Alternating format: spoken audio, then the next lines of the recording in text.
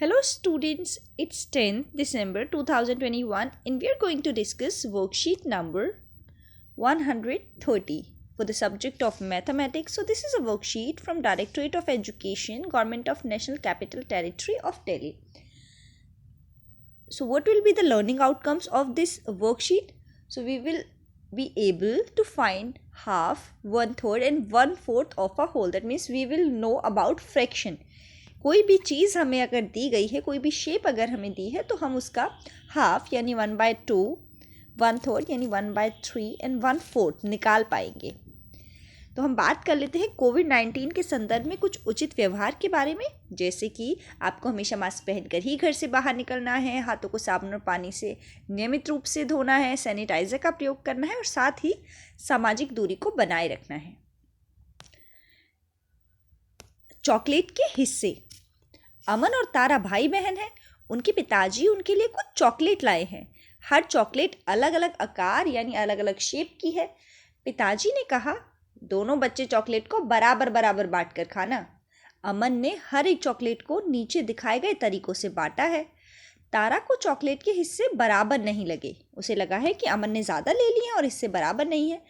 आप भी चॉकलेट के चित्र देखकर पता लगाइए कि अमन ने कौन सी चॉकलेट 2 बराबर हिस्सों में बांटी है और कौन सी सही हिस्सों में इक्वल पार्ट्स में नहीं बटी है। तो आपको जिसमें दोनों पार्ट हैं चॉकलेट के वो बराबर हिस्सों में बटे हैं उस पर हमें टिक लगाना है और जिसमें नहीं बटे हैं उस पर हमें हिस्से बराबर नहीं है उस लाइन पर टिक लगाना है। तो देखते हैं। सबसे पहला हमें यहाँ पर एक चॉकलेट दी है जो कि सर्कुलर शेप में है, दैट मीन्स सर्कल की शेप में है।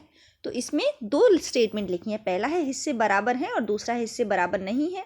तो हिस्से बराबर नहीं वाली पे टिक हो रखा है। नेक्स्ट शेप है हमारी, it is a triangular shape और इसमें जो 2 पार्ट्स हो रखे हैं वो दोनों हिस्से बराबर हैं, तो यहाँ पर हिस्से बराबर पे टिक लगा है। Now let's move to third shape of the chocolate. So it's a rectangular shape. Rectangular shape ये है और यहाँ पर जो ये दोनों हिस्से हैं यानी जो 2 बराबर पार्ट हैं वो बराबर नहीं है, तो यहाँ पर हिस्से बराबर नहीं हैं। और लास्ट है अ हार्ट शेप। तो हार्ट शेप में भी आपको बताना है कि हिस्से दोनों बराबर हैं या नहीं है। क्या आप चॉकलेट को 2 बराबर हिस्सों में बांट सकते हो? तो यहाँ पर हमें 3 चॉकलेट दी है, एक ओवल शेप में, स्क्वायर शेप में एंड देन एक हर्ट वाले शेप में। तो आप क्या बता सकते हैं कि एक बच्चे को चॉकलेट का कितना हिस्सा मिलेगा? यानी आपको इसे 2 बराबर भागों में बांटना है।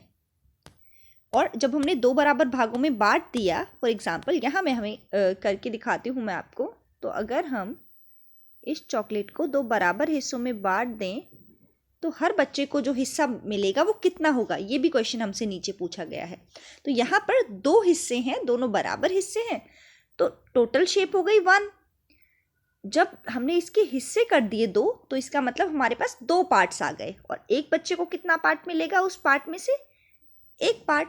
यानी टोटल हमारे पास 2 पार्ट्स हैं, चॉकलेट के 2 हिस्से हैं और एक बच्चे को जो मिलने वाला पार्ट है वो है 1/2, यानी नीचे टोटल और ऊपर जितना उसे मिलेगा।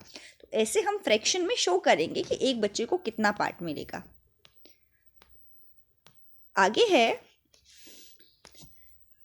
आपको इन दोनों हिस्सों को भी, आपको इन दोनों चॉकलेट्स को भी ऐसे ही बराबर 2 भागों में बांटना है और बताना है कि हर एक बच्चे को कितना पार्ट मिलेगा।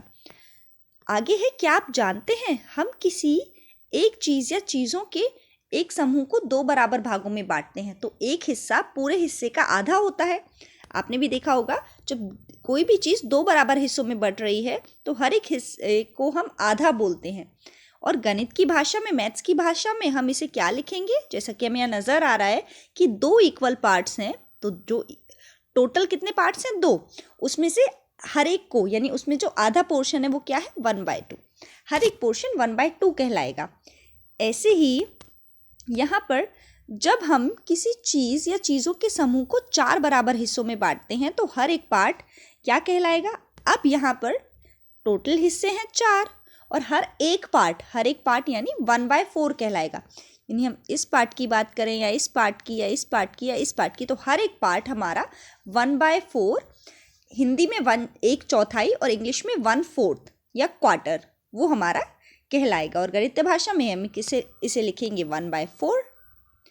अगला है, जब हम किसी शेप को 3 बराबर हिस्सों में बांटते हैं तो टोटल कितने हिस्से हो गए? 3। तो इसका मतलब 3 आएगा हमारा नीचे टोटल नंबर ऑफ पार्ट्स, और हर एक हिस्से की बात कर रहे हैं हम। तो ये तीनों हिस्से, अगर हम एक हिस्से की बात करें तो हर एक हिस्सा 1/3 कहलाएगा, यानी 1/3, 1/3।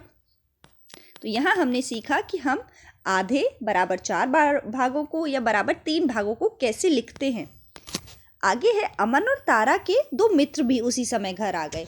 पिताजी ने कुछ और चॉकलेट निकाल कर तारा को दी और कहा, इन्हें अब चारों मिलकर बराबर बांटकर खाना। आप भी चॉकलेट को 4 बराबर हिस्सों में बांटने में तारा की मदद कीजिए। एक चॉकलेट का बराबर 4 हिस्से करके आपको दिखाए गए हैं, यानी सर्कल को इक्वल 4 पार्ट्स में डिवाइड किया गया है, तो टोटल नंबर ऑफ पार्ट्स 4 है, और हर एक पार्ट की वैल्यू होगी, हर एक पार्ट को हम 1/4 यानी 1/4 या क्वार्टर कहेंगे। ऐसे ही यहाँ पर भी आपको इसको बराबर 4 भागों में बांटना है, और हर एक पार्ट को हम कैसे शो करेंगे, क्या लिखेंगे, वो आपको बताना है। सिमिलरली यहाँ पर भी हमें इसे 4 बराबर भागों में बांटना है, और हर एक पार्ट को हम क्या बोलेंगे वो आपको लिखना है, और यहाँ इस रेक्टेंगल में भी आपको यही करना है। आगे है, तारा ने चॉकलेट के 4 बराबर हिस्से कर दिए। सभी ने चॉकलेट का 1/4 हिस्सा, तो सभी को 1/4 हिस्सा ही मिलेगा, क्योंकि 4 टोटल हिस्से और हर एक हिस्से को हम 1/4 कहेंगे। अब एक चॉकलेट बच गई थी, तब से चॉकलेट 4 भागों में बट रही थी। तभी अमन ने कहा कि उसे अब और चॉकलेट नहीं खानी। अब तारा को जो बची हुई एक और चॉकलेट थी उसके 3 हिस्से करने थे, क्योंकि अब अमन को तो नहीं खानी, बचे हैं 3। तो उसने उस चॉकलेट के 3 बराबर हिस्से कर दिए, जैसे यहाँ दिखाए गए हैं। अब तीनों बच्चों को जो चॉकलेट मिली है, हर एक चॉकलेट का पोर्शन क्या होगा? 1/3, क्योंकि टोटल नंबर ऑफ पार्ट्स यहाँ पर बस 3 रह गए हैं। तो आपको याद रहे कि हमेशा नीचे वो नंबर आएगा जितने टोटल नंबर ऑफ पार्ट्स हैं। यहाँ पर टोटल 3 हिस्से हैं, तो हमने नीचे 3 लिखा, और हर एक हिस्सा होगा 1। अगर हम बात करें कि इसमें से 2 बच्चों का हिस्सा मिलाकर कितना बनेगा, तो नीचे तो टोटल नंबर हमारा 3 ही रहेगा, क्योंकि टोटल नंबर ऑफ पार्ट्स तो 3 है। लेकिन जब हम बात करेंगे 2 बच्चों के हिस्से की, तो टोटल नंबर ऑफ पार्ट्स 3, और 2 बच्चों का तो एक ये और एक ये मिलाकर 2 पार्ट हो गए, तो 2/3 हो जाएगा। अब अभिभावकों के लिए सुझाव है कि बच्चों को एक आकृति बनाकर उसे बराबर 3 हिस्सों में बांटने के लिए प्रेरित करें, और उनको पूछें कि हर एक हिस्से को हम क्या कहेंगे। तो धन्यवाद, ये थी हमारी आज की वर्कशीट नंबर 130।